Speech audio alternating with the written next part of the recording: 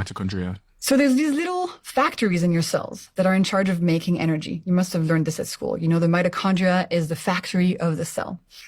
These little mitochondria are constantly trying to make energy for your body, and they turn glucose into energy. So you give them glucose through food, they turn it into energy, and then your brain uses the energy, your heart to pump, your ears to listen, your eyes to see. Your whole body uses this energy. And so you might think, okay, I want lots of energy, so I should give my mitochondria lots of glucose. That's the logical conclusion you might come to. But that's where it completely collapses. See, biology is a bit weird. Take the example of a plant. Do you have any plants at home? I do, yeah. Okay. Are you able to keep them alive? My cleaner does a great job of keeping all of them alive. I have a super hard time. But the reason I'm bringing up plants is because you know that plants need some water to live. But if you give them too much water, they drown and they die. The human body is kind of the same. Some glucose, amazing, steady energy. Too much glucose and your little mitochondria start freaking out.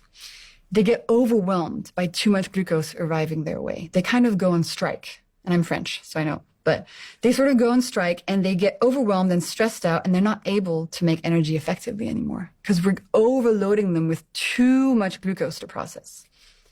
And as a human, what do you feel? You feel chronic fatigue. You wake up, you're exhausted. Thinking of going to the grocery store or picking up your kids is super tiring. There's this energy system in your body is just kind of broken. But you keep eating carbs, you know, a croissant, some bread, something sweet, but you keep being more and more tired. That's your mitochondria dysfunctioning.